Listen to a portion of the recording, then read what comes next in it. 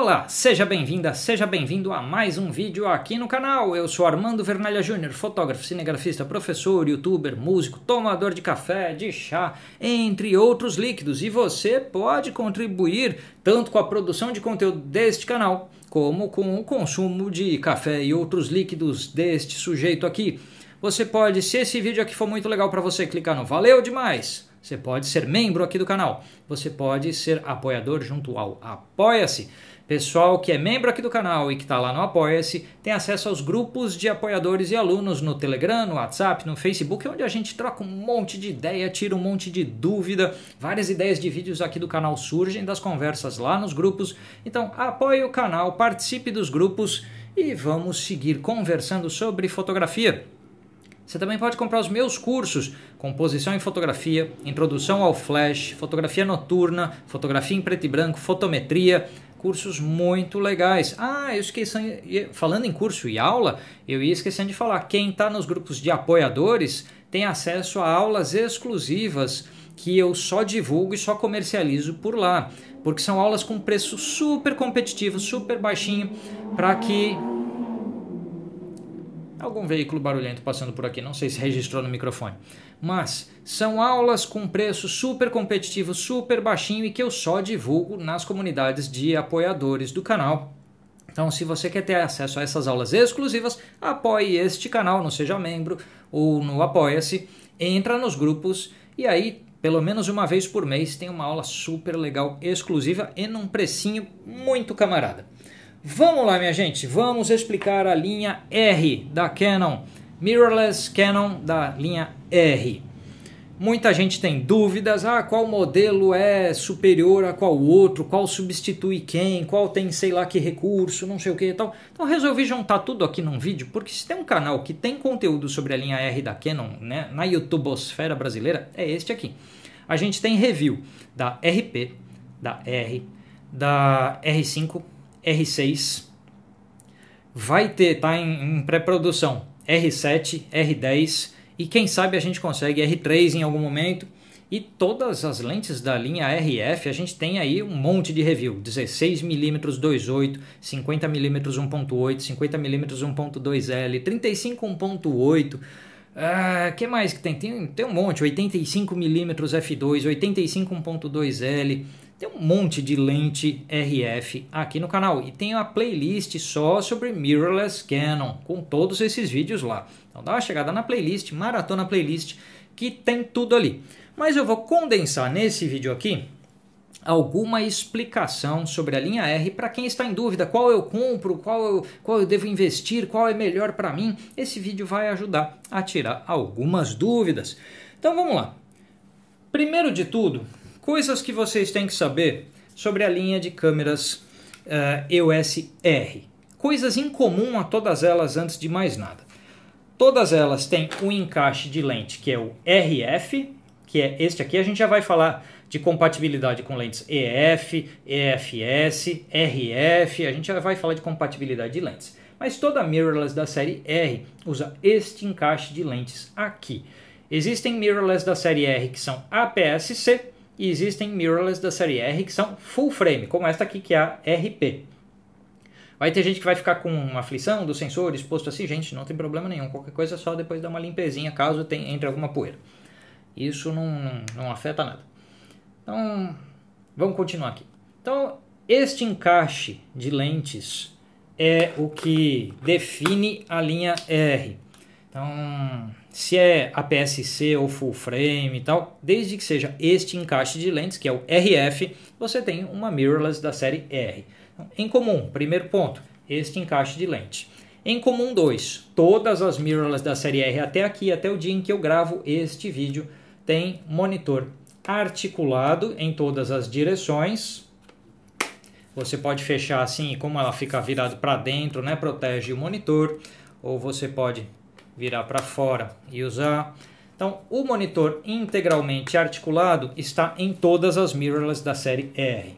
Outra coisa sobre esse monitor que está em todas as mirrorless da série R, todas são touchscreen. Você faz toda a operação da câmera se quiser pelo touchscreen. Então todo acesso a menus, a ponto de focalização, a mexer em abertura, tempo, ISO, enfim, tudo que você quiser você faz pelo touchscreen se quiser. Tem botão para essas coisas também, mas você tem touchscreen para tudo. Então ter touchscreen para tudo, ser mirrorless, ou seja, não ter espelho como uma DSLR, ter, portanto, um visor eletrônico aqui em cima, mais a tela aqui embaixo. Então, isso são fatores comuns, a tela ser touchscreen e ser articulada. Isso são fatores comuns a todas as Canon R. Então, EOS RP, EOS R, R10, R7, R6, R5, R5C, R3, quando sair a R1, se sair a R100 abaixo da R10, vai seguir isso tudo que eu estou mencionando aqui, tá bom? Então, ponto, e todas elas são híbridas, ou seja, são câmeras com funções de foto e vídeo, podendo ser usadas como amador, como entusiasta e como profissional nos dois campos de atuação, foto e vídeo, e quem faz as duas coisas tem um equipamento híbrido em mãos. Então isso é primeiro assim, o que tem em comum a todas elas. A Canon hoje tem 3 linhas de câmera, a EOS, a EOS M e a EOS R. Esse vídeo é só sobre R. A EOS sem R está saindo de linha, então são as DSLR da Canon, todos os modelos estão sendo descontinuados. A EOS M não tem notícia ainda sobre isso, mas há forte suspeita de que será descontinuada. E eu costumo dizer que a prova de que ela vai ser descontinuada é se a Canon lançar a R100, um modelo abaixo da R10 e mais barata que a R10. Se isso acontecer, pode ter certeza que a linha M vai acabar descontinuada. Porque hoje a gente tem a R7 já com mais e melhores especificações que a M6 Mark II, a gente tem a R10 com mais e melhores especificações que a M50 Mark II.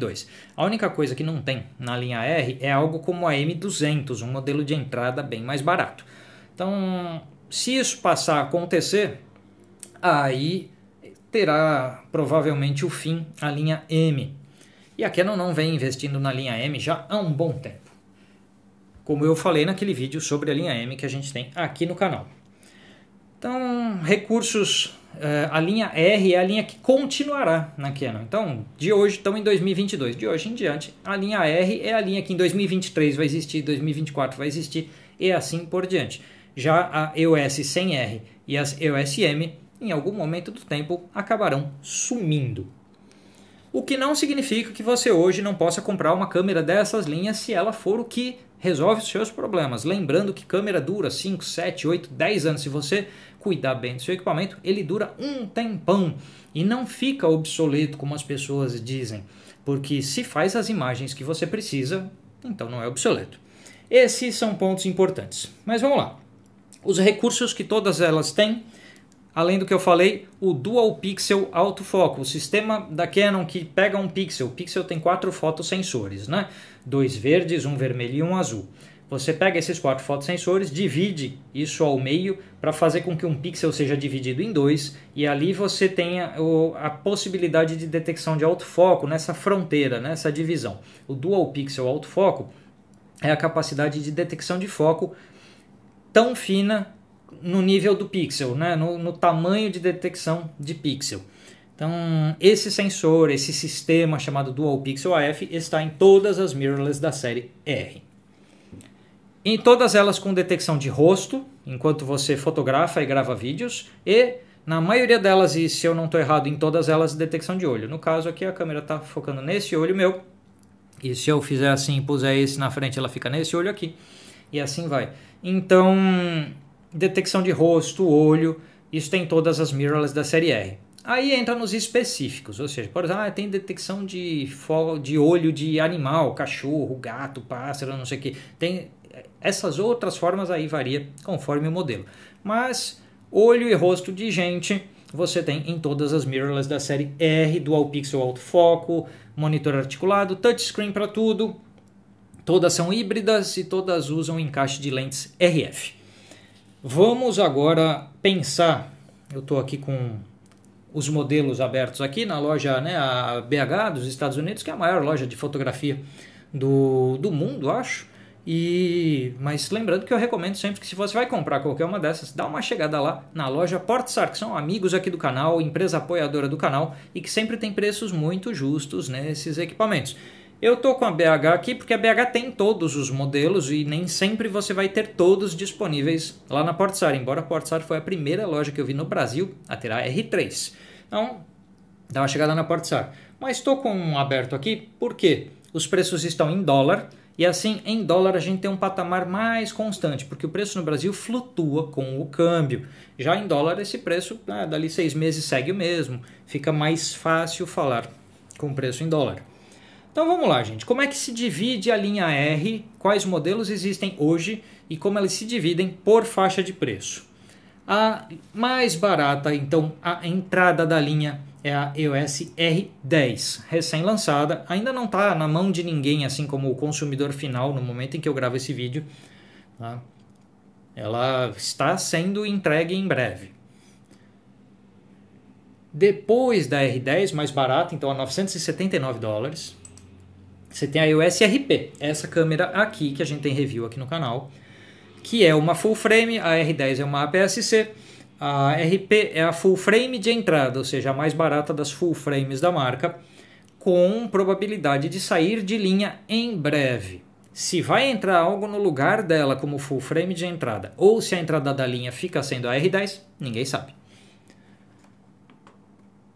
Depois da RP em preço vem a R7, que é o topo de linha das APS-Cs, a $1.499, também em breve chegando aí nas mãos de consumidores. Item novo recém-lançado. Depois em preço você chega na EOS R a $1.799, outro modelo com probabilidade de sair de linha em breve, porque é essa câmera que lançou a linha R no ano de 2018. Eu fui o primeiro youtuber no Brasil a publicar sobre a EOS R, porque é da época que eu comecei a minha parceria com a Canon do Brasil, então tive a oportunidade de testar. Então o review da R que eu publiquei foi um dos primeiros reviews com câmera na mão mesmo, não só falando de dados de especificação. Eu realmente tinha testado o equipamento e a gente tem, então, é um vídeo de 2018 aqui no canal. Então, como esse modelo lançou a linha, ela já está para sair de linha. Se vai entrar algo no lugar dela ou não, também ninguém sabe. É provável que sim? É provável que sim. Por que é provável que sim? Entre a R7, que custa $1.499, e a R6, o modelo full frame acima da R, com $2.499, há um enorme espaço de preço para algo que fique nessa faixa de $1.700, $1.800, como está a R. Então, ou a R vai ficar mais tempo em linha ainda, ou existe a chance de um modelo ocupando este espaço, o que não tem número para ela, né? Vai chamar de R Mark II, talvez, porque não tem. Entre R7 e R6 vai ser o quê? R6,5? Não dá. Então aqui não fez uma numeração aí que não deixou margem para a existência desse modelo. Vamos ver o que eles vão fazer lá. Mas acima da R em preço, R6. Acima da R6 em preço, R5, com $3.899. Ainda subindo no preço da linha, R5C, modelo com especificidades para vídeo e cinema, mas também é a mesma câmera fotográfica da R5, só que com recursos adicionais para vídeo e cinema, incluindo um menu totalmente separado. Você tem um menu de funções de vídeo inteiro de uma câmera de cinema nela, algo que não tem em outros modelos. E a EOS R3 a $6.000, arredondando, né? 5.999. Essa é a linha hoje. O que se espera que aconteça aqui em termos de preço? Que exista um modelo mais barato que a R10 e que exista um modelo mais caro que a R3, que seria a R1.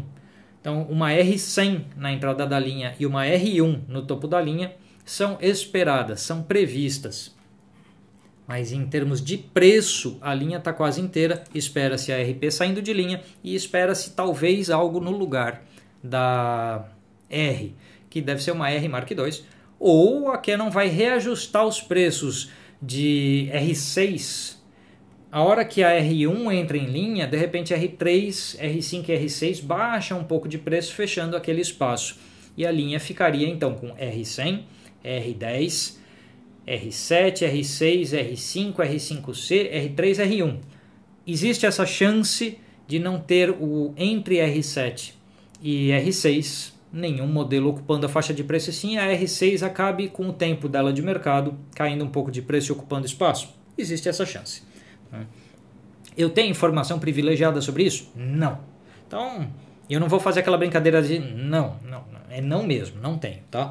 Então é só chute meu. Mas em faixas de preço são essas as fronteiras que você vai encontrar na linha. E a RP e a R sendo os dois modelos mais antigos em linha. Vamos pensar um pouquinho em recursos. Por exemplo, corpo da câmera interno por dentro do plástico externo dela. Corpo interno de magnésio ou uma liga metálica de magnésio, alumínio e assim por diante. E selagem contra a entrada de poeira e umidade no corpo da câmera. Todas as câmeras mais sólidas, mais duráveis, mais para um uso pesado, têm um corpo interno metálico e as selagens com borrachas e vedantes variados para que você tomou uma garoa, uma poeira, uma coisa assim, isso não entre na câmera e não prejudique o equipamento.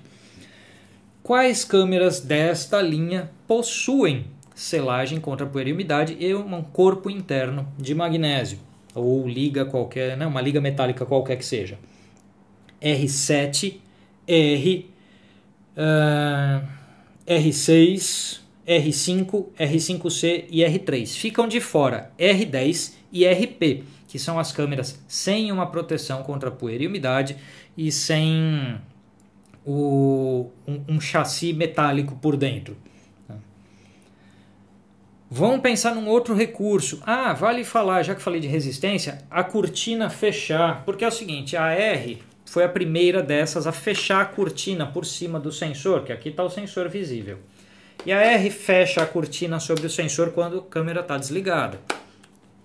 Quais outras da linha R fecham a cortina com a câmera desligada? Porque a RP não fecha e a R fecha, protegendo de uma entrada de poeira ali, de alguma coisa sobre o sensor. A outra única que não fecha a cortina sobre o sensor é a R10. Todas as outras fecham a cortina sobre o sensor. Então R5, R6, R7, R3, todas elas fecham essa cortina. Vamos pensar em outro recurso? Slot duplo de cartão. 2 slots para você ter, enquanto clica, uma redundância.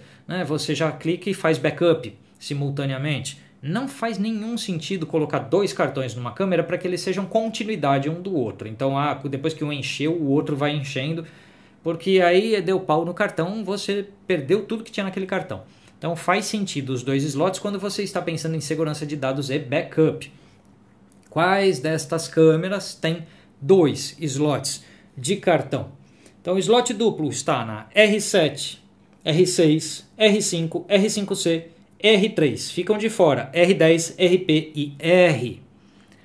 Então, se você vai fazer um tipo de atividade que você quer ter uma certeza de que os dados estão gravados em 2 cartões distintos e tudo mais, esses modelos são mais interessantes para você. Câmeras com velocidade fotográfica mais alta, que fotografam a mais de 10 fotos por segundo. Então, a popular metralhada. Câmeras capazes disso nessa linha. R10, R7, R6, R5, R5C e R3 ficam de fora. RP e R, que são os 2 modelos mais antigos, com processadores mais antigos e que, por carregarem dentro delas um hardware derivado de DSLR, porque a RP carrega por dentro uma 6D Mark II e a R carrega por dentro uma 5D Mark IV, essas câmeras não eram tão velozes e essas mirrorless também ficaram não tão velozes. Já os projetos mais novos, todos eles estão ficando de fora, só RP e R, todas são capazes de mais do que 10 fotos por segundo. Lógico que vai variar entre elas o tamanho da memória, o chamado buffer de memória, para por quanto tempo você fica lá com o dedo apertado no disparador e ela fotografando sem parar, porque a memória lotou. Nisso, a maior delas, com um buffer infinito de memória, é a R3, e aí você vai encolhendo, R5, R6 e tal. A R10 tem um disparo contínuo mais limitado, mas ela é capaz de 10 fotos, mais de 10 fotos por segundo. Outra coisa que vale a gente falar, a qualidade do EVF, do visor eletrônico. Porque quem acompanha esse canal aqui faz tempo sabe que quando eu saí das DSLR e mudei para as mirrorless, eu tinha inicialmente comprado mirrorless da Sony e não foi uma boa experiência por conta da qualidade do visor, do EVF, que cansava demais visualmente num uso prolongado. Então o EVF das Sonys da linha 6000 e qualquer coisa não dava para um uso prolongado para mim. Dessa forma, eu acabei voltando para DSLRs e depois voltando para as mirrorless de novo. Nessas movimentações todas, o tempo muda, as tecnologias mudam, as coisas mudam daquele momento para hoje. E o que eu posso dizer sobre o visor, o EVF, em termos de qualidade nessas câmeras? Para cansaço visual, precisão de cores, velocidade, quando você move a câmera, a velocidade que ela atualiza a imagem para não ter um atraso, uma coisa esquisita. Tá? Então, a gente vai ter os piores, ou os EVFs, né, visores eletrônicos medíocres, nas RP, R7 e R10, que são visores com 2.360.000 pontos. Então a resolução deles não é tão alta. Isso é basicamente a mesma peça nessas três câmeras. Tá? RP, R7 e R10 são o que eu chamaria de EVFs medíocres. Ou medianos. Ou tá, né? Não brilha, assim, não é super. Nessas três câmeras já é melhor do que aquela experiência que eu tive com a 6000, a 6300 e tal. Já é melhor. Já tem mais regulagem de brilho, já tem um pouco mais de condição de trabalho. Mas não é ideal.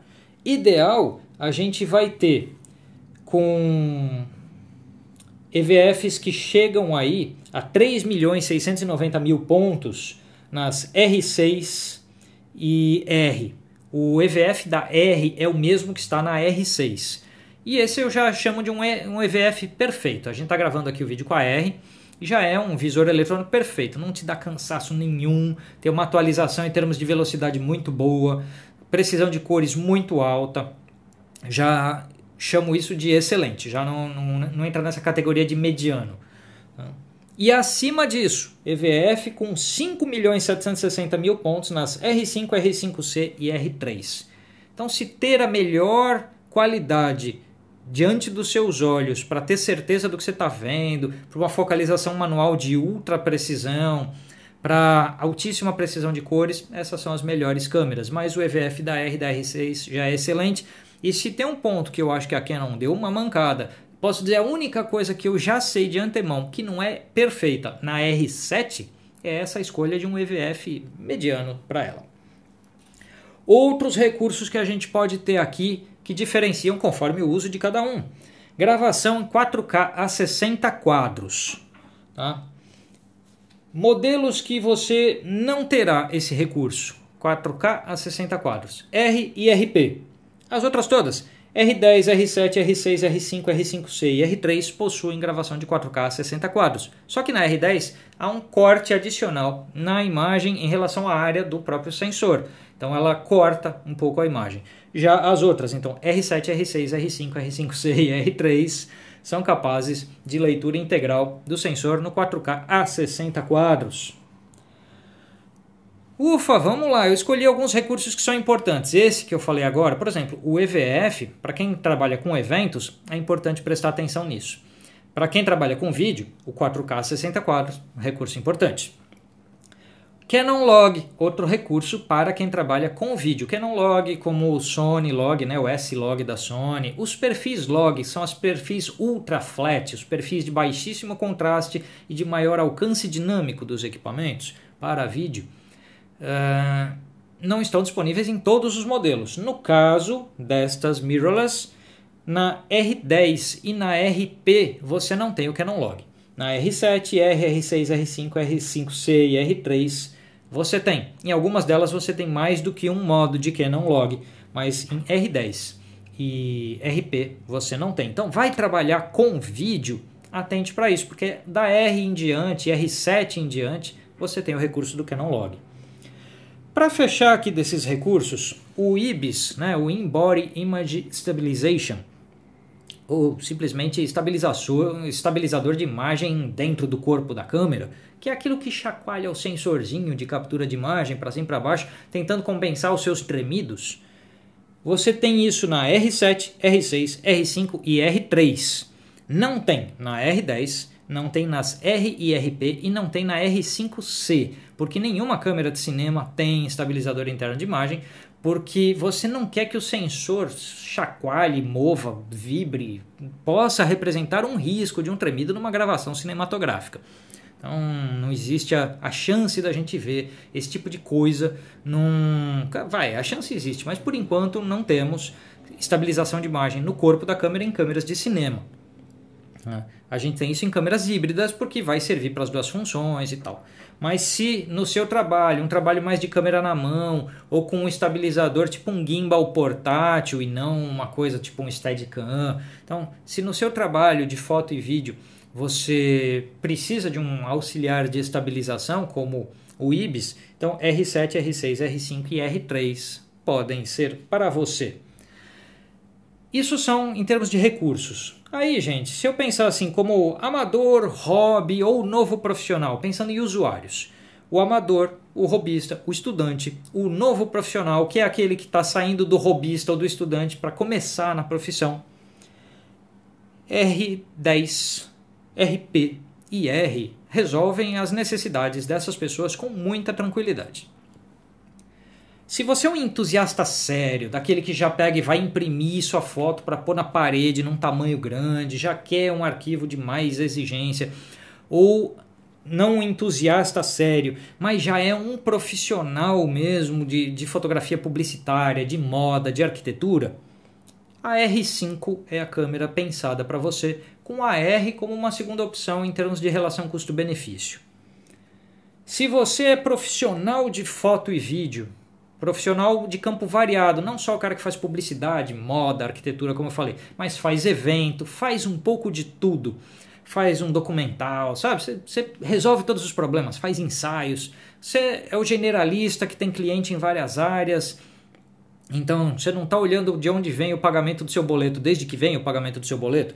Se você é essa pessoa, eu sou um profissional assim em muito dos meus anos de atuação, eu trabalhei dessa forma, com algumas especializações, mas eu sempre busquei algum grau de generalização na atuação também. Isso é assunto para outro vídeo.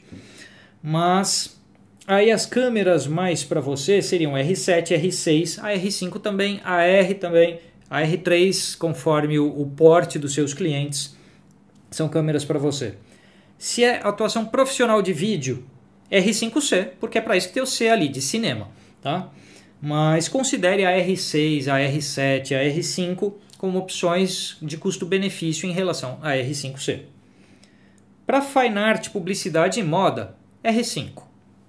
Mas considere a R como uma opção de custo-benefício. Jornalismo, eventos, esportes, vida selvagem, R7, R6, R3. Lembrando que todas essas câmeras são excelentes e que elas produzirão fotos excelentes se você também for excelente. Mas se você for meia boca, as fotos sairão meia boca.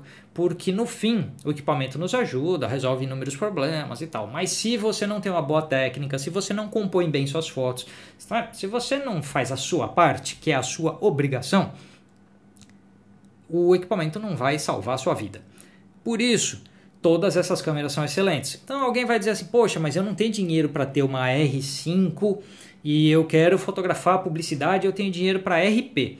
Se você tem ótima técnica, você sabe iluminar direito, você vai fazer foto publicitária com a RP, vai fazer foto de moda com a RP, vai fazer evento com a RP. Numa boa, eu já fiz um monte, já fiz fotografia de show, de evento, de produto, de tudo com a RP. Numa boa, tem que saber fotografar. Tem que saber iluminar, tem que saber usar um flash e assim por diante. Então, quando a gente sabe a técnica, o equipamento não precisa nos salvar o tempo inteiro. Isso aqui é só um guia geral. Tem mais alguma dúvida sobre a linha R da Canon? Coloca aí nos comentários e quem sabe eu esclareço as dúvidas em uma segunda parte de um vídeo desse aqui. A gente se vê num próximo vídeo, pessoal. Compra os meus cursos. Se você precisa fotografar melhor, compra os meus cursos. O link está na descrição desse vídeo. Tchau, tchau.